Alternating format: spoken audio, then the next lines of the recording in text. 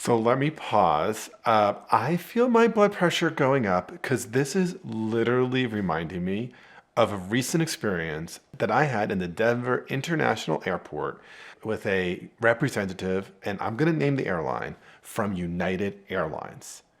Literally, I asked this flight attendant a question for a second time, and she said, "Sir, sir," just like that.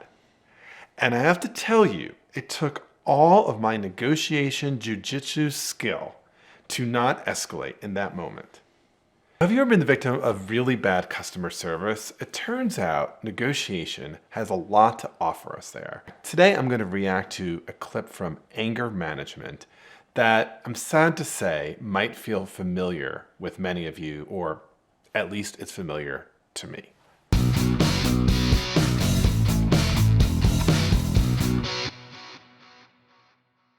Yeah. Excuse me. Can I get a headset? Certainly. Thank you.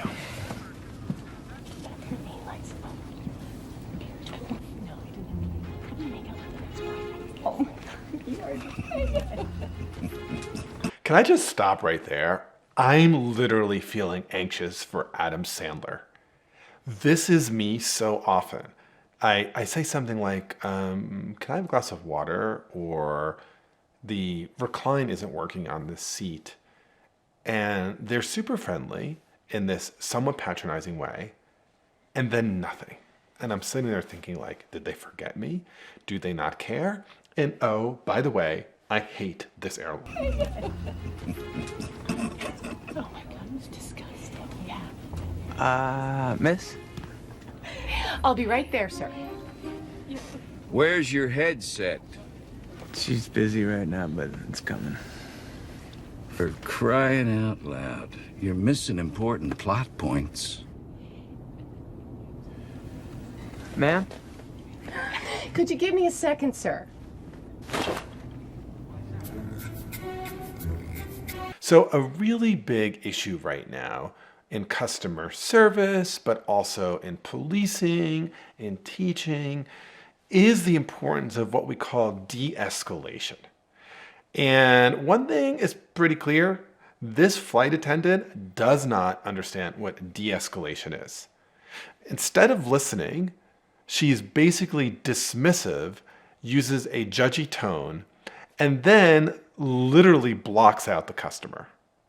So I think the empathy level for Adam Sandler's character is going up here, and I think our flight attendant could probably use a little more training.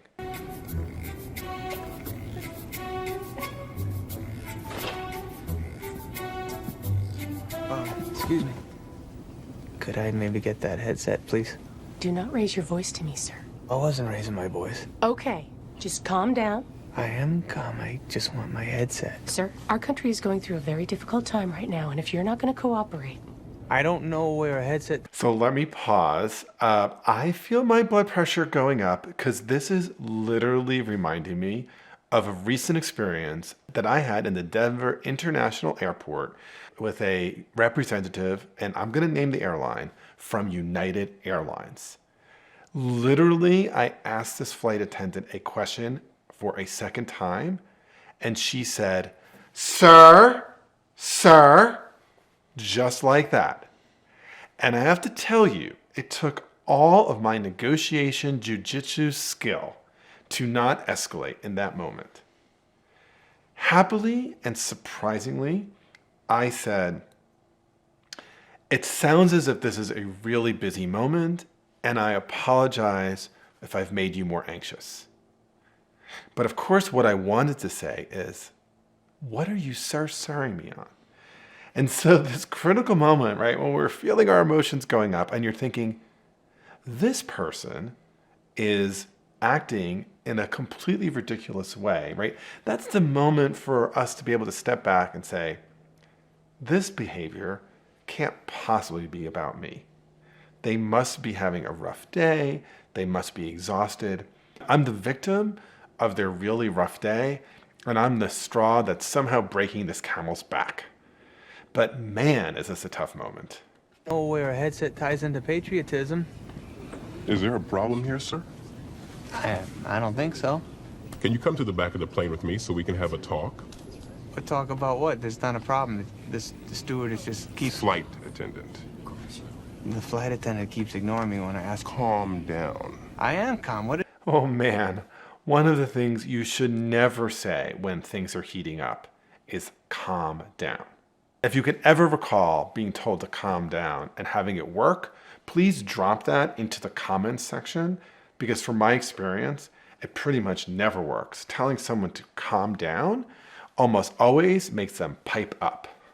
What is it with you people? You people.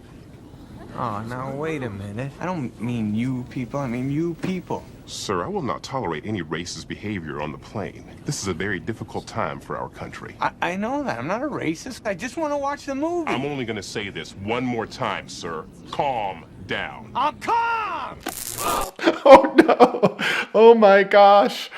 Well, unfortunately, violence is often a way that brings a conflict to an end, but usually at pretty high cost. One of the things that we can observe in this clip is that there are any number of opportunities for any of the parties to make some de-escalation moves. And de-escalation moves would mean not retorting, not playing the same game. So when the US Marshal says, "Can you step to the back of the plane for a conversation?" As unfairly treated as Adam Sandler is feeling in this moment, the thing to do is say, absolutely. You're not any weaker for having a conversation.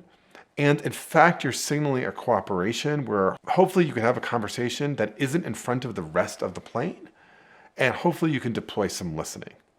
Similarly, when Adam Sandler misspeaks and uses the phrase, "you people," and then is accused of being racist, of course our tendency is to defend.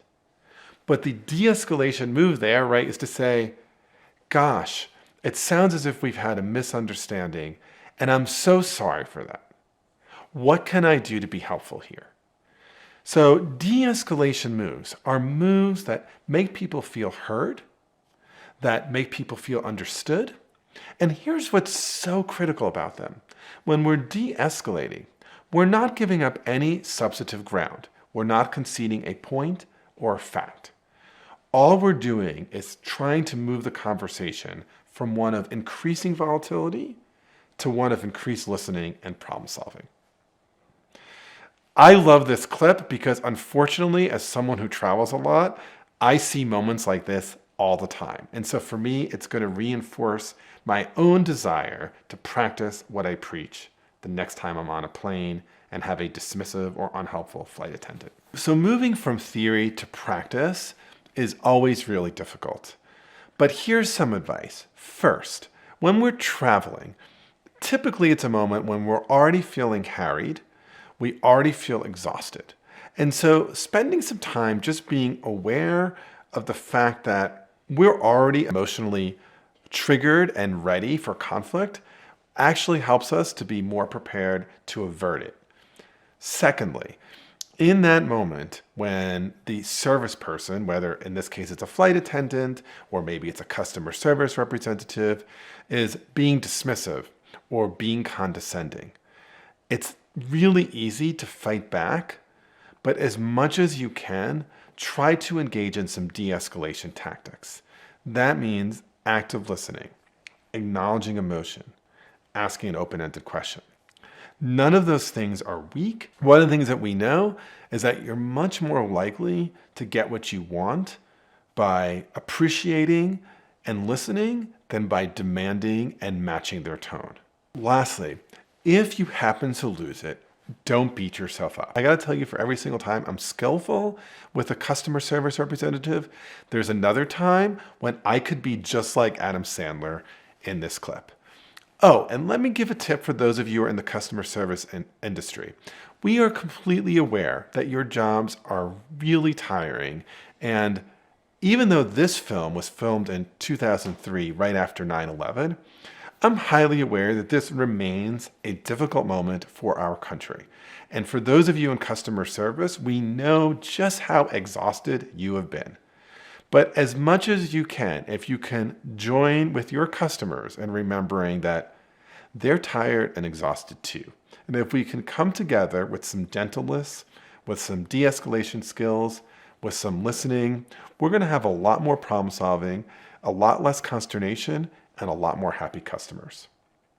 If you are a happy customer, and I hope you are, watch this next super fun Reacts video on one of my favorite movies, Tick, Tick, Boom. Also, I'd be super grateful if you could like this video, and if you haven't already, please subscribe to my channel. It makes a big difference for me.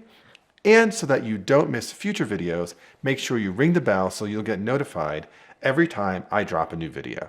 Okay, click, click, boom, tick, tick, boom.